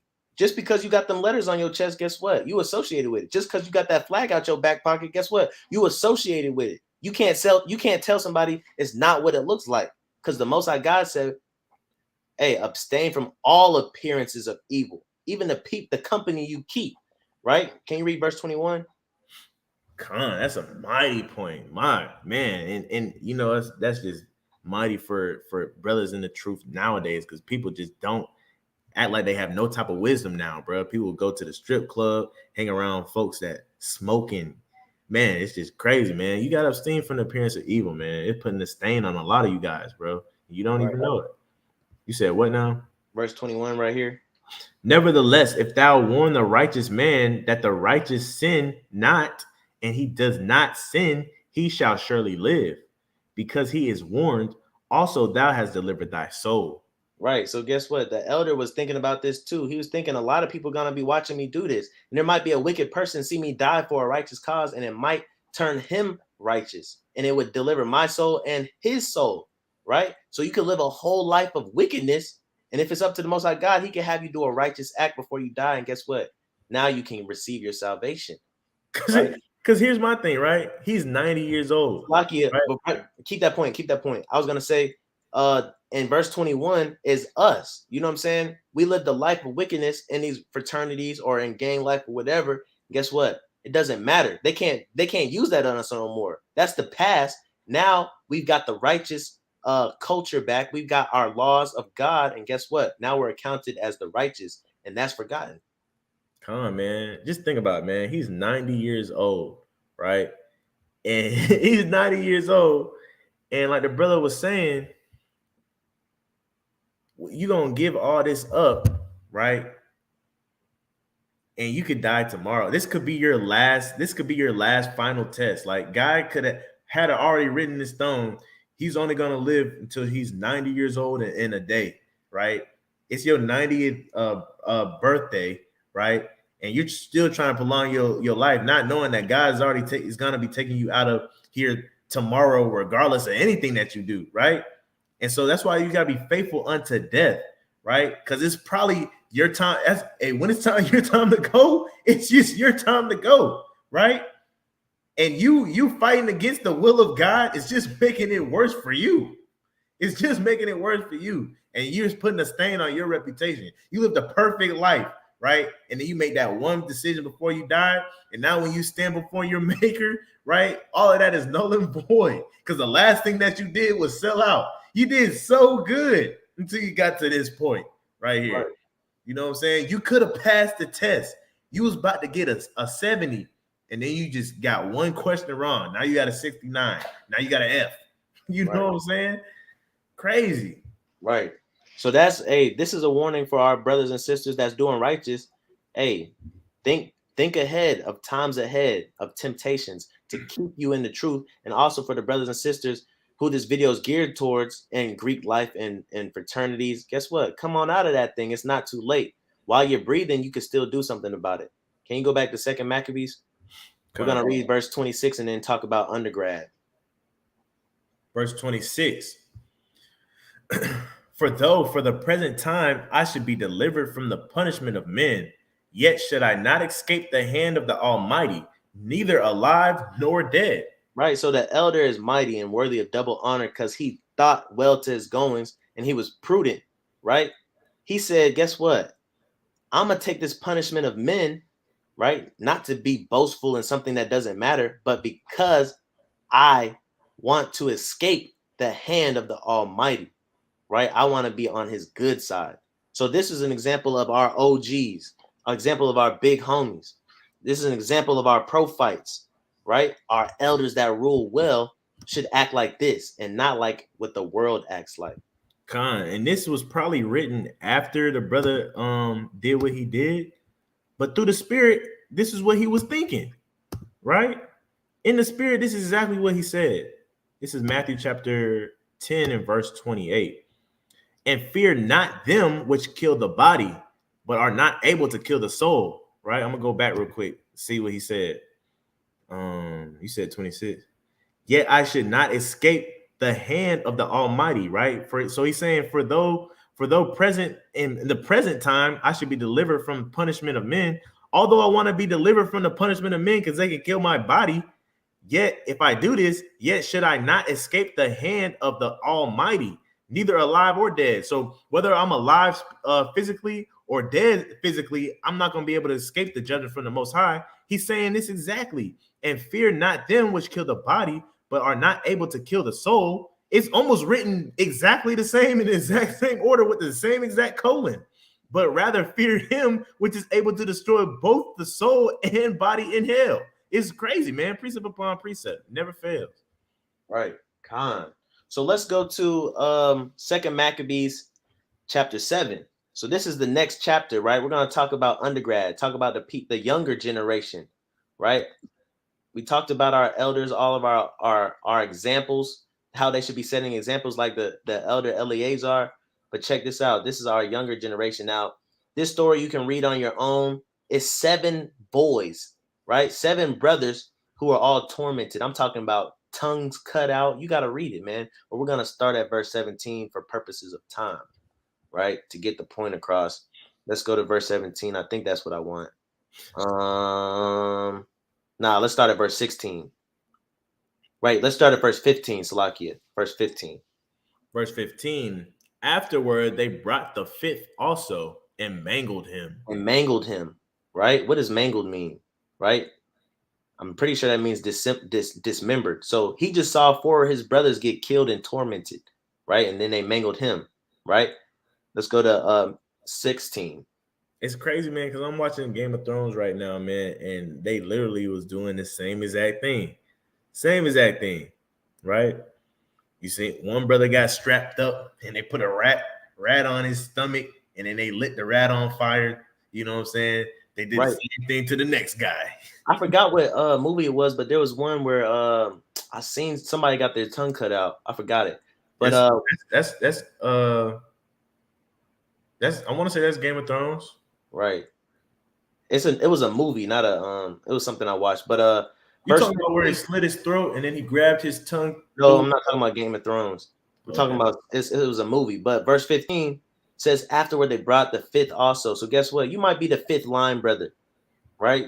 You might be the 5th brother in your family to have the opportunity to join a gang, right? And you've seen your brothers get beat, the broken eye socket, the busted lips, right? You might be the 5th line brother in line to get beat, right? In a frat house, right? Or a sorority house, right? But guess what? You're doing all that for no reason at all. You're doing all that for nothing because that's not our culture.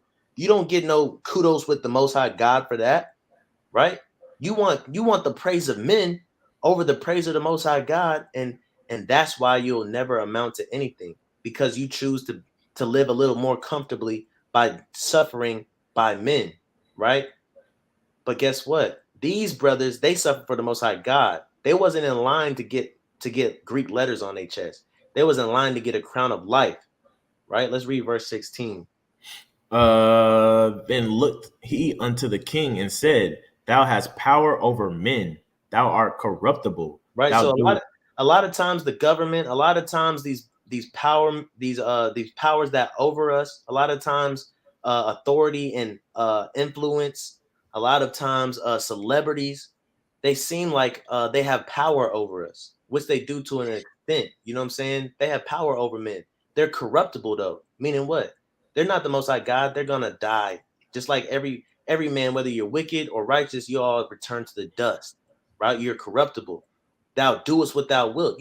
They do what they want to do, and you want to be able to do what you want to do. That's why you're doing that wickedness. That's why you want to join a fraternity, so you can get the praise from women, like the brother said. You can be a celebrity at the frat parties. That's why you want to be a sorority, so you can snarl at other women that aren't in your organization, so you can pretend to be a businesswoman and dress up and take pictures, right? Our people, you know what I'm saying, they go through this, they go through these things, and they have a romanticized view of what they could be, a picture a picture of them in the future that means nothing, right? And they're willing to do anything for that.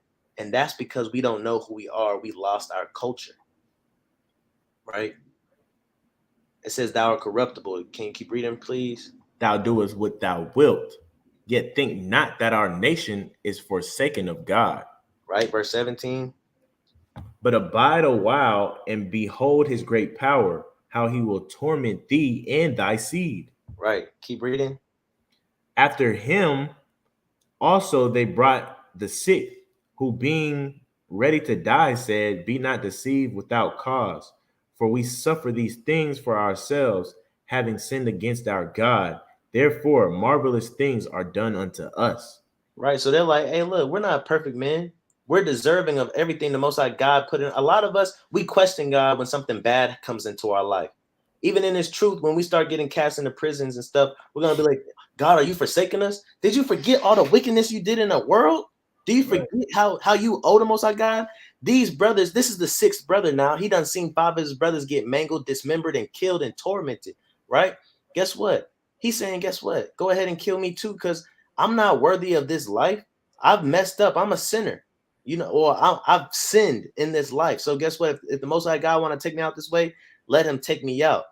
He said, after him also they brought the sixth, not the sixth dog, not the sixth bruh, not the sixth duck, not he brought the sixth man of God, who being ready to die said, be not deceived without cause. We suffer these things for ourselves, have sinned against. We've all done wrong against the Most High God. That's powerful right there. Right. I want to point out just one thing, man. It says, therefore marvelous things are done unto us, right? He's pretty much saying, hey, look, because you got to think, when you sin against the Most High God, right, there's literally a host in heaven looking down, marveling at what you're doing. Like, wow, they're really going to do this? Wow, that's crazy, right? Just like when you're getting mangled and people looking at you like, wow, they're really doing this to this man, right? He said, we did marvelous things to the Most High God when we sinned against Him. We made Him look bad. So marvelous things got to be done unto us, right? We did this man so bad, right? And it was like paraphrasing, right? Our sins and our iniquities, right, were the stripes on Christ's back.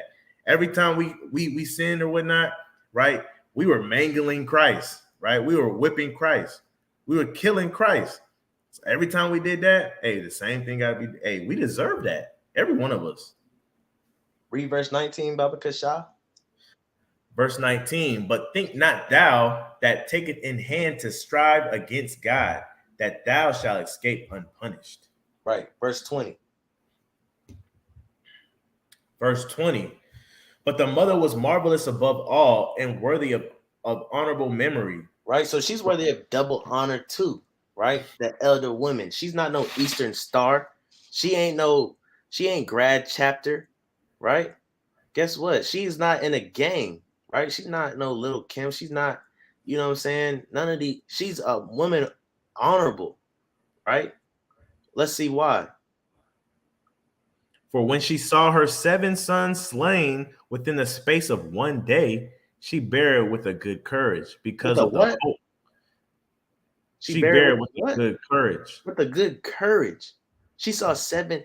Can you imagine? A lot of our women can't imagine one. A lot of moms can't imagine one son being taken, right? Because you give birth, you expect to die before you see the people you birth die. She saw 7 die in one day, right? And she took it with good courage. Our people aren't the same no more, right? Our people aren't like this. Actually, we are like this, but towards the opposite things, right? Our mothers nowadays want to see us bust our butt, right? And almost come to death, really. How so? How you say that, Azrael? We have mothers till this day that'll push our kids in football, 99-degree weather. They're about to pass out faint, have a brain aneurysm and die. And the moms, guess what? Get up. And they proud of their sons for sports, right? But this mother right here, guess what? She's proud of her kids for dying for the Lord. She's not proud at a probate. She's not proud that her son got beat and bruised and was accused. I had a line brother whose mom was just proud that he did it. She wanted that for her son, even though he didn't want it. You know, to this day, I know that brother don't want it for real. He don't even know why he did it. But he did it for his mom, and his mom was proud because he made it through. He made it through the burning sands, right? That's not a mother that's worthy of honor, right? That's a mother of folly. And our people got to get back to this, dying for the Most High God, standing up for the Most High God, teaching your sons and your daughters to stand up for the Most High God, no matter the age. Right? Did y'all have anything? All right, verse 21. Yea, she exhorted every one of them in her own language, filled with courage spirits, and stirring up her womanish thoughts with a manly stomach, she said unto them. Right? She got womanly thoughts too. All of our moms got womanly thoughts. When we start getting cast into prison, my mom's going to have womanly thoughts. Right? But guess what? They got to cast those away and get like Deborah, get like Jael, and get a manly stomach and say this, right? You gotta gird up your loins, man. We always see these movies and these shows of all of these Greek women that, you know what I'm saying, gird up their loins when it comes to, you know what I'm saying, defending their king and whatnot, right? We see them, and even when the man gets emotional, that's when the woman stands up, right? And probably like hands him the sword, like finish him, right? The woman becomes heartless, right? Man, heartless, quote unquote, right? Because they man in their stomach. They get a manly stomach. If you watch Birth of a Nation, you can see that woman when he said, baby, we finna fight back. And she was all beat and bruised in the chair. She said, it's about time, right? She wasn't talking to nobody until he said that. She said, it's about time, right? Sometimes our women, right, are that backbone that we need. Sometimes our women make us more manly, right? In Sparta, right? What do we see? You know what I'm saying? He was face to face, right, with doing something that was blasphemous, right? Killing a messenger. Dang, right? Can we get that real quick? And he looked back at his wife, right? And his wife, like it said, she had woman thoughts at first, and you can clearly see that whoever played that role, she did a marvelous job of playing, you know, that switch in her mind from the woman thoughts to having a manly stomach, right? She played that part perfectly. Right. And she did that for Sparta and Sparta's laws and Sparta's government and Sparta's gods. We got to do that for Israel. We got to do that for our king, Christ. Right? 300 messenger scene.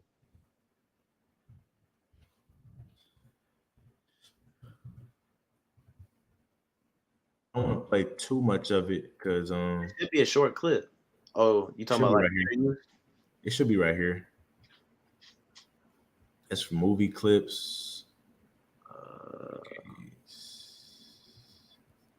I want to get a ratchet right here. Yeah, go there. Yeah, that's enough. Fair use. Fair use. Hey, fair use. All that God King Xerxes requires is this: a simple offering of earth and water, a token of Sparta's submission to the will of Xerxes. Right? Pause it. Pause it. I think if we keep pausing and talking throughout it, I don't think they're gonna catch us. But you could let it play. It's only a minute long. But check this out, right? He said all the God of Persia wants is for you guys to just bow down. That's what the Greeks did to us, man. Eat this pork. That's all you gotta do. All you gotta do is eat this pork, and we're gonna give you what you want, right? But that's what these Greeks did to us. You know what I'm saying? That's how we were Hellenized. We were made to be Greeks, and now we want to be Greeks, right? We gotta be like this. Keep playing it. Submission. Now that's a bit of a problem. See, rumor has it the Athenians have already turned you down. We must be diplomatic. And of course, Spartans have their reputation to consider. Right, Positive. You're on next. Hey, we going out sad, man. We got LGBTQ standing up for all different type of wickedness. People of God can't even stand up for God no more, right? He said submission. That's a problem. He said we have a Spartans have a reputation. And look, Israelites have a reputation. You read this Bible, we got a reputation. right? We have law, statutes, and commandments. We have mighty testimony. We went through the Red Sea. The Most High God did that for us. We got a reputation. And you talking about submission? Submission to a man when we have a God that's doing all that for us? Come on. Not only that, it's double to that, which is, right? He's saying, hey, we heard the Athenians turned y'all down already, right? Another thing he's saying is, hey, I done seen my 4 brothers turn you down already. You think you think after I seen 4 of the brothers I grew up with, you know what they would say? They would roll over in their grave if they saw I sold out, right? Because after they went through the first one, the second one, the third one, the fourth one, right? They was all on the same page. I gotta be on the same page with my brothers, right? I'm not gonna be the weakest link, right? And that's what Leonidas is saying right here too. Words carefully, Leonidas. They may be your last as king. Hey, look on his face. This is what Eleazar did. They said, hey, make your decision wisely. And Eleazar hit that turn, and he's thinking to himself, man, I'm old as hell. All the stuff I'm thinking, man, it could be my last words as king. And what did Eleazar say, right? Right. He was being prudent. I could save my life, but if I do save my life, ain't no escaping the judgment that's gonna come from the Most High, right? That's what Leonidas is saying. Ain't no escaping, the stain that's gonna be on my name if I let this slide. Right. Let's see what Leonidas does. It was quick. Madman. You're a madman. Air and water. And people in our nation, even the people in the truth, right? When you make that decision to stand for the God, for our God, even people in the truth are gonna say, you're a madman, you stupid, you crazy. Right. You know what I'm saying? Hey, look, go to Wisdom of Solomon, chapter 5, verse 5. It's either 5 or 6. Chapter 5, verse 5. Yeah, try 5. Wisdom of Solomon. Just click on the tab, bruh.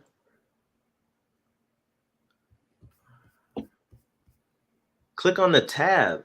I'm not gonna be able to. Oh, it doesn't have Wisdom of Solomon? It does. You gotta keep clicking Apocrypha, dude. Slovakia. That's why I usually just go to Google and type it in. You type in KJV. Oh, verse 4. We fools are counting his life madness. Madman. And his end to be without honor. Hey, that's why I love this movie. Hey, people know I love this movie. It's really biblical, but it says we counted his life madness and his end to be without honor. But if you watch that movie of Sparta, hey, he died with honor and got an army of 10,000 to come from about his death, right? They went from not wanting a whole country, not wanting to fight, to 10,000 people in an army, but fit for battle because of a man's honorable death. And that's what Eleazar did. Eleazar said, guess what? These 7 boys said, what? I'm going to die honorably, right? Let's go. You'll find plenty of both down there. No man, Persian or Greek, no man threatens a messenger. You bring the crowns and heads of conquered kings to my city steps. You insult my queen. You threaten my people with slavery and death. Oh, I've chosen my words carefully, Persian. Perhaps you should have done the same. Pause it. Blasphemy. Hey, like the brother Danal said earlier, he said that was a quick thinking. That was a quick 2 seconds. All the stuff he just listed, he thought about before he draw that sword out. That's what we gotta be thinking about, all the testimonies in this Bible when people come against our God.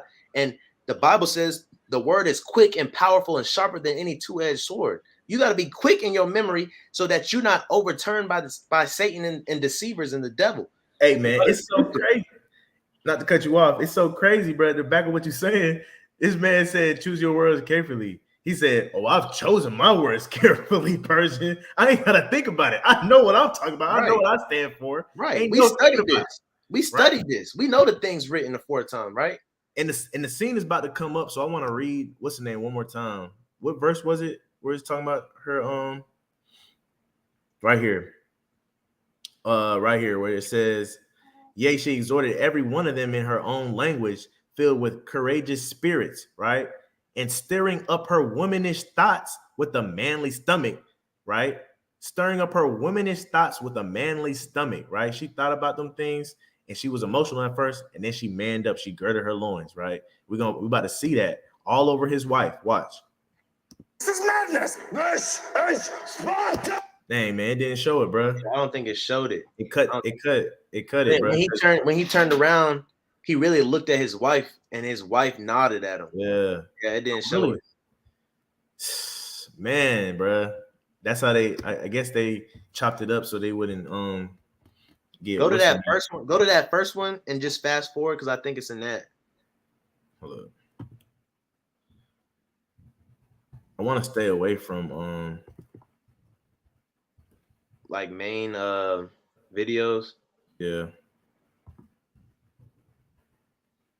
Right. And this is going to be a righteous example of how our mothers and how our sisters got to encourage our men to die for the Lord when that time does come. If it does appear at your doorstep, you know what I'm saying? Because if our women are acting super emotional, guess what? Our men are going to act super emotional. Don't we do all for them? Right. Second Esdras, or is it First Esdras 4 says, and 5 says what? It says, don't we do all things for women? Right. We kill for them in war. We lie for them. We steal for them. We buy we do everything for the women. So when a woman puts away her womanish thoughts, she actually makes us stronger as a man. And right now, our nation wants Coleman love. They want a brother fraternity. They want a sister fraternity. They want to see you cross on your probate. They want to take pictures with you and buy paraphernalia. Our women need to get back to wanting men of the Most High God, as it says in Isaiah 13. He's going to make a man more precious than fine gold, right? Con, I found it. All right, Con. Just look at her face, right? Well, you'll find plenty of both down there. No man, Persian or Greek, no man threatens a messenger. You bring the crowns and heads of conquered kings to my city steps. You insult my queen. You threaten my people with slavery and death. Oh, I've chosen my words carefully, Persian. Perhaps you should have done the same. This is blasphemy. Pause it real quick. Yes. Hey, check this out. That's gonna be like Christ when Christ come back. You threaten my bride, my people with slavery. Oh, I've chosen my words wisely. You should have every idle word. He's gonna say every idle word. You must have forgotten. You might choose your words wisely. And he's gonna laugh and mock you in your day of calamity, right? When he comes back to get our people. Come on, man. Check this out, bro. Look at her face, man. How she had them womanish thoughts, but then she had that manly stomach, man. Watch.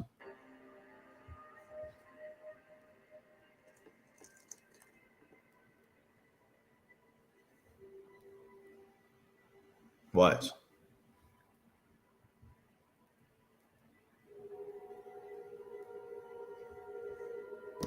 You saw how she looked?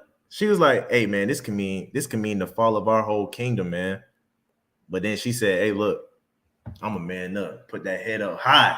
Go ahead and do what you gotta do, king. Right. She had to be a man for her man, though.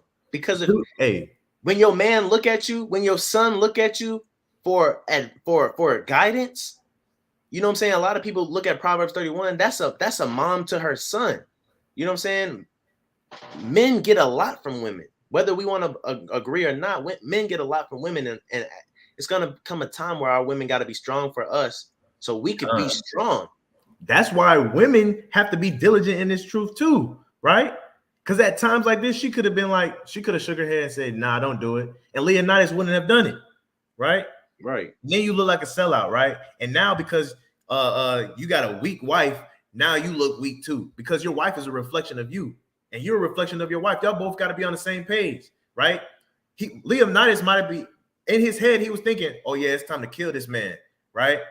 But he just had to get that second opinion. He looked back at his rib, right? His flesh, his own flesh and blood, right? Let me make sure I'm not tripping, right? I'm gonna look back at my rib, and she's supposed to be on one accord with me, right? So if she says no, then I know, let me take a step back. I might be thinking about this thing too hasty, right?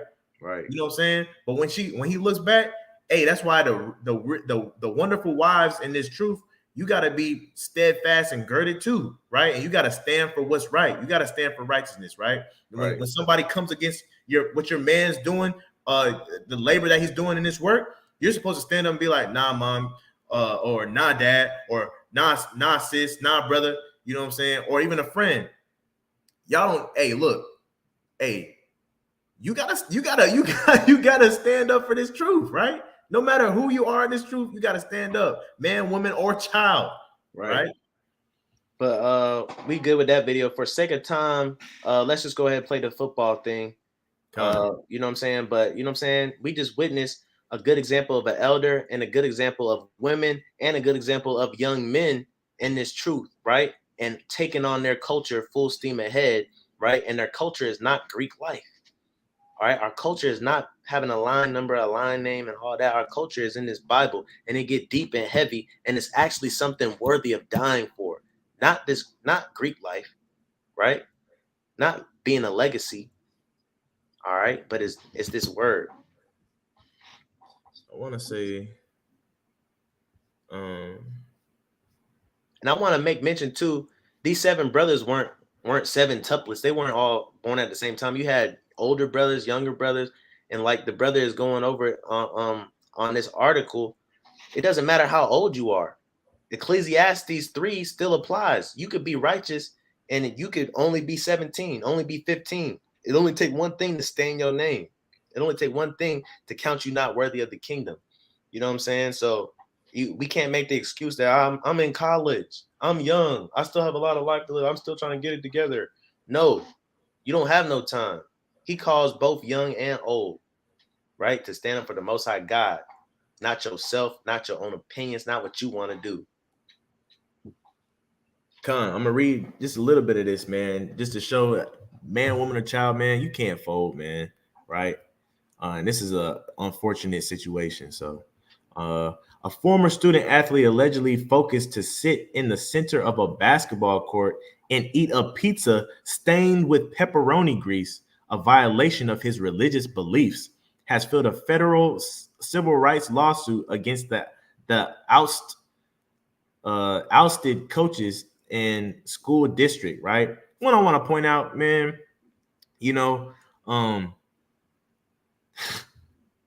you still look like a coward, right?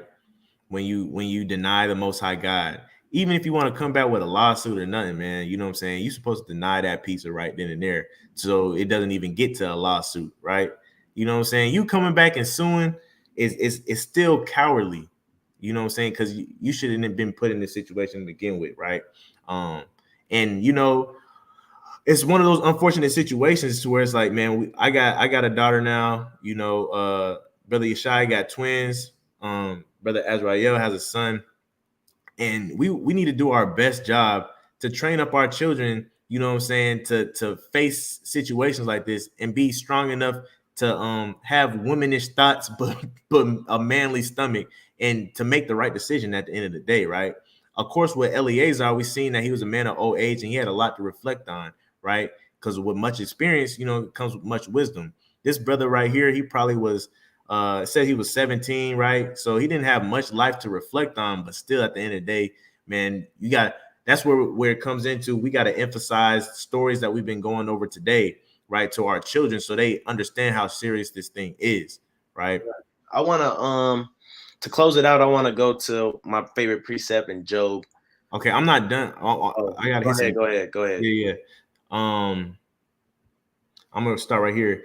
The accusations stem from an incident on May 24th when the player, who was a member of the Hebrew Israelite religious faith, puts a stain on not only you, but now people are thinking this strange. What did Eliezer say? People are gonna think I'm a part of a strange religion.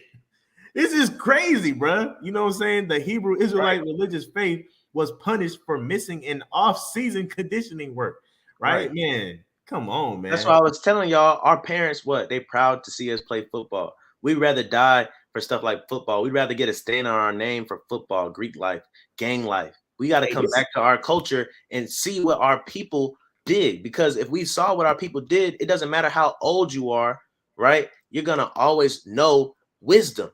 Hey, check this out, right? Not only did the brother fold and eat a slice of pepperoni pizza, right? He ate a slice of, first of all, if they put you in the middle of a basketball court and everybody's looking at you, bro, you're already embarrassed. You're already humiliated, bro. So why are you even eating the pork, bro? Why are you even taking, like, why are you even biting the bait?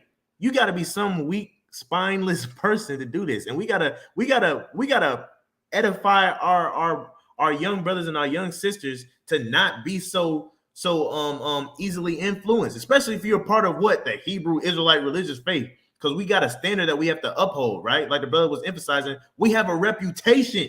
We have a reputation, right? We go into these Greek fraternities, right? And there's certain things that a Q dog will not do because he has a reputation.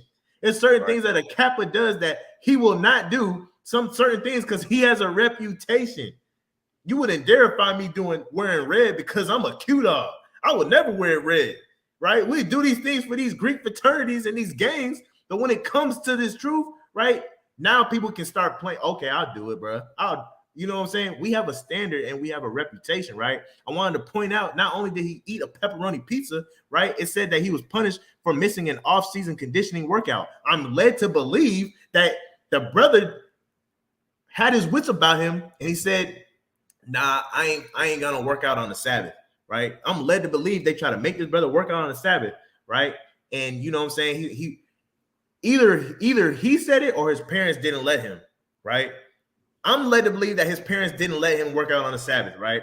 Because we see what decisions he makes when it comes down to his decision making. He gonna eat that pork, right? But read that last paragraph because that goes right with Eleazar. The accusation, because keep in mind, Eleazar, they told him they can have his own. He can have his own lawful meat, right? The accusation. No, not that one. But okay. Paragraph.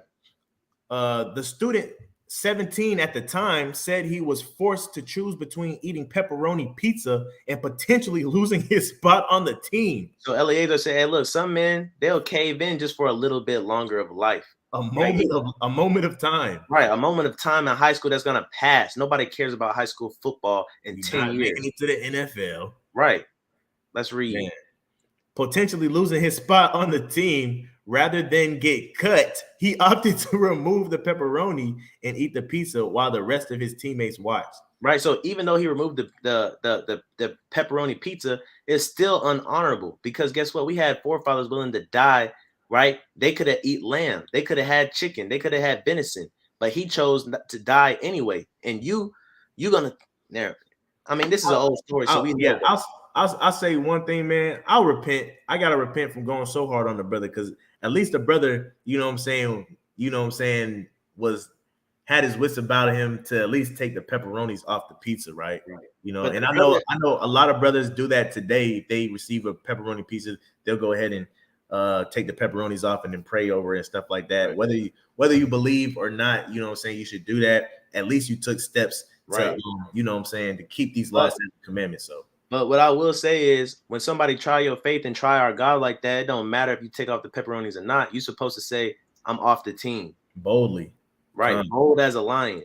Right. But I see what time it is. Let's wrap it up. I want to go to Job chapter 32 and verse Job 32 and verse 7. Dang, bro, what the heck just happened? You have anything to say, Yeshaya?